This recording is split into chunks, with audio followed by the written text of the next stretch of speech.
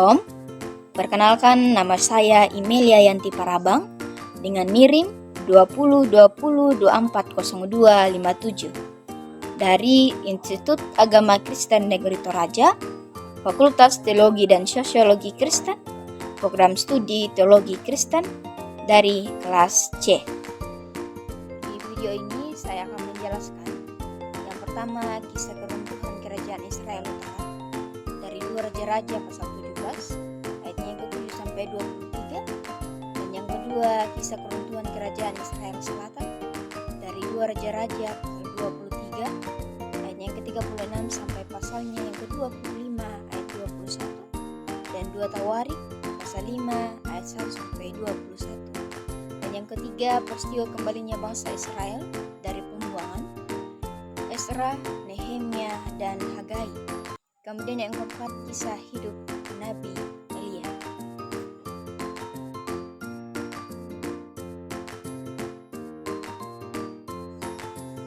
Yang pertama, keruntuhan kerajaan Israel Utara dalam 2 Raja-Raja pasal 17 ayat 7 sampai 23 terdapat beberapa poin utama. Yang pertama itu penyembahan berhala. Yang kedua yaitu ketidaktaatan terhadap hukum Tuhan. Yang ketiga yaitu budaya Asyur, dan yang keempat yaitu pengaruh budaya asing. Yang pertama, penyembahan berhala. Raja-raja Israel Utara secara konsisten meninggalkan Tuhan dan menyembah dewa-dewa bangsa lain seperti Baal dan dewi-dewi Asyur. Mereka mendirikan tempat-tempat tinggi dan mesbah untuk berhala-berhala ini, melanggar perjanjian mereka dengan Tuhan. Ketidaksetiaan ini merupakan dosa utama yang menyebabkan murka Tuhan. Kemudian ketidaktaatan terhadap hukum Tuhan. Selain penyembahan berhala, rakyat Israel juga mengabaikan hukum dan perintah Tuhan. Mereka tidak mengikuti ajaran-ajaran Musa dan hidup dalam ketidaktaatan yang meluas. Poin yang ketiga, budaya Asyur. Sebagai konsekuensi dari dosa-dosa mereka, Tuhan mengizinkan bangsa Asyur untuk menyerang dan menaklukkan kerajaan Israel Utara. Raja-raja Asyur menawan penduduk Israel dan mengangkut mereka ke pembuangan di berbagai wilayah kekaisaran mereka. Ini menandai berakhirnya kerajaan Israel Utara. Kemudian poin yang keempat, pengaruh budaya asing.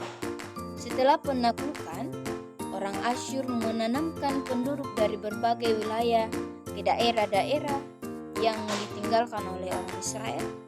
Hal ini menyebabkan percampuran budaya dan agama, dan orang Israel yang tertindas kehilangan identitas.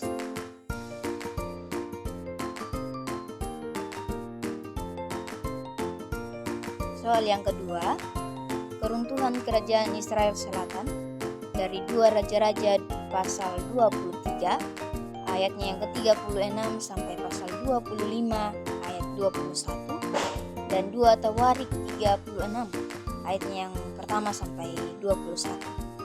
Keruntuhan kerajaan Yehuda juga merupakan hasil dari ketidaktaatan terhadap Tuhan. Meskipun ada beberapa raja yang saleh seperti Yosafat dan Hizkia, banyak raja Yehuda juga jatuh ke dalam penyembahan berhala dan ketidaktaatan terhadap hukum Tuhan. Mereka meniru praktik-praktik agama kafir dan mengabaikan perintah para nabi. Pengaruh budaya Babel. Kekuatan Babel yang sedang naik daun menjadi ancaman bagi Yehuda. Raja-raja Yehuda seringkali bersekutu dengan kerajaan-kerajaan lain untuk melawan Babel. Tetapi akhirnya mereka tidak mampu melawan kekuatan Babel yang semakin besar. Penaklukan oleh Babel. Setelah beberapa kali pemberontakan, Nebukadnezar kedua Raja Babel menaklukkan Yerusalem dan menghancurkan bait suci. Raja Sedekia, Raja Yehuda pada saat itu, ditangkap dan dibawa ke Babel sebagai tawanan. Sebagian besar penduduk Yehuda juga dibawa ke pembuangan di Babel. Ini menandai berakhirnya kerajaan Yehuda sebagai sebuah periode pembuangan bagi bangsa Yahudi.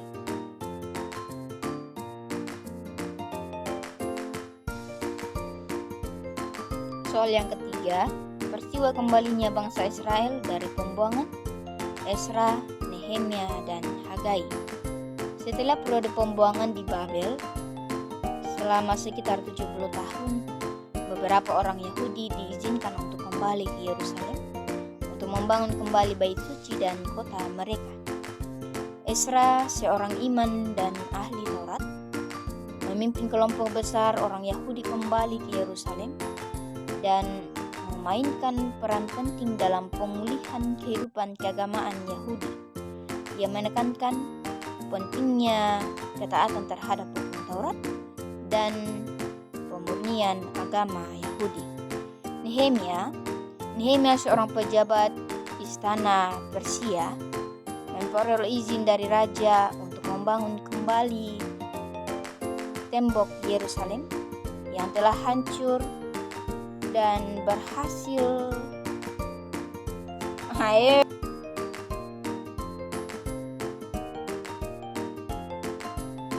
Nehemia, seorang pejabat istana Persia, memperoleh izin dari raja untuk membangun kembali tembok Yerusalem yang telah hancur.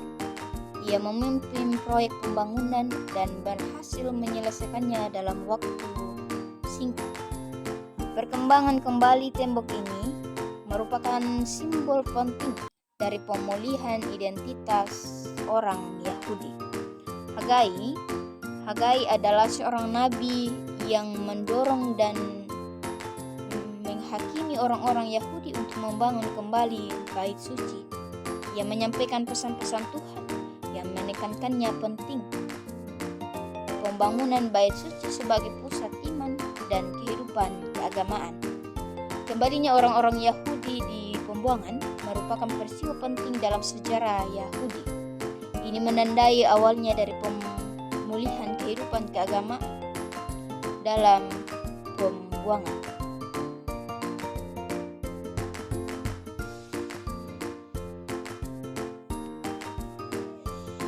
Soal yang keempat, kisah hidup Nabi Elia. Kisah hidup Nabi Elia diceritakan dalam kitab 1 Raja-Raja 17 dan 2 Raja-Raja pasal 2. Ia merupakan seorang nabi yang berani dan berkuasa yang hidup selama pemerintahan Raja Ahab dan Isabel di kerajaan Israel Utara. Beberapa poin penting dalam hidupnya. Yang pertama itu pertentangan dengan penyembahan Baal. Elia menentang para nabi Baal dalam sebuah konteks di Gunung Karmel untuk membuktikan siapa yang merupakan Tuhan yang benar.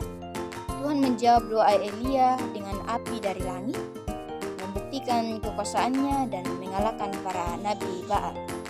Kemudian yang kedua, penghakiman atas Ahab dan Isabel. Elia mengutuk Ahab dan Isabel karena kejahatan mereka, termasuk pembunuhan Nabot. Ia memperingatkan mereka tentang hukum Tuhan atas dosa mereka. Yang ketiga, pelarian ke Horeb. Setelah menghadapi ancaman dari Isabel, Elia melarikan diri ke Gunung Horeb, tempat ia bertemu dengan Tuhan.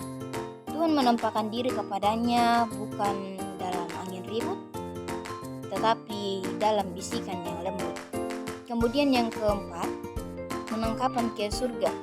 Setelah melatih Elisa sebagai penggantinya, Elia diangkat ke surga dan kereta api berapi-api. Kejadian ini menandai akhir dari pelayanan Elia di bumi, tetapi warisannya sebagai nabi yang berani dan setia kepada Tuhan tetap abadi.